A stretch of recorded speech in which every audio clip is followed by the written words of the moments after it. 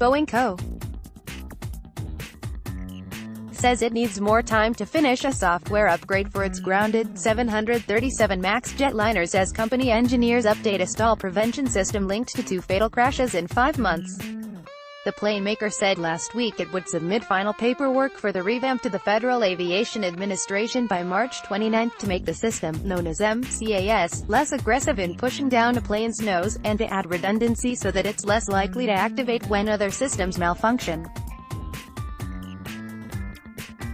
Now Boeing says the update won't be ready until the coming weeks. An issue with integrating the software fix and the plane's existing flight control architecture came to light, as Boeing did a final audit of the upgrade, according to a person briefed on the work. Ensuring that MCAS will perform as desired while not interfering with existing flight controls isn't expected to be a significant challenge, said the person, who wasn't authorized to speak about the work and asked not to be identified.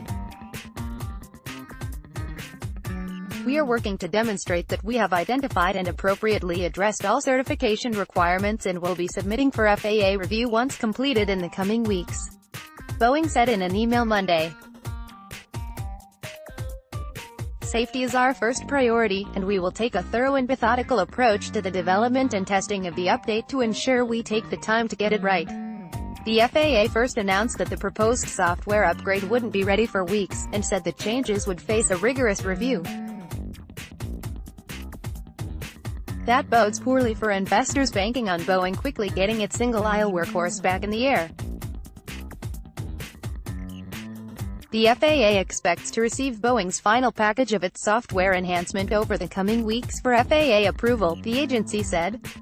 Time is needed for additional work by Boeing as the result of an ongoing review of the 737 MAX flight control system to ensure that Boeing has identified and appropriately addressed all pertinent issues. Rigorous review. The regulator said it would not approve the software for installation until the FAA is satisfied with the submission. Boeing will also have to convince skeptical regulators in Canada, Europe, China and elsewhere of the system's safety. Boeing fell less than 1% to $388.97 after the close of regular trading in New York. The planemaker's stock has fallen 7.3% since the Ethiopian Airlines crash, the worst performance on the 30-member Dow Jones Industrial Average. The 737 MAX models were grounded on March 13 after similarities began to emerge between the crash on March 10 in Ethiopia and the one on October 29 off the coast of Indonesia. The disasters killed a combined 346 people.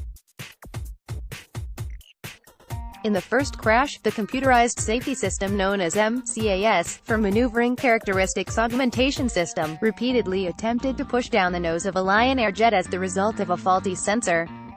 In the second, MCAS was also activated on an Ethiopian Airlines plane, according to reports last week in Bloomberg News and The Wall Street Journal. Boeing to describe the software patch and the months of testing in a briefing with reporters March 27 at a separate event the same day with pilots and industry officials. Submitting the final paperwork to the FAA would be the last step in a certification plan the company outlined for the agency on Jan.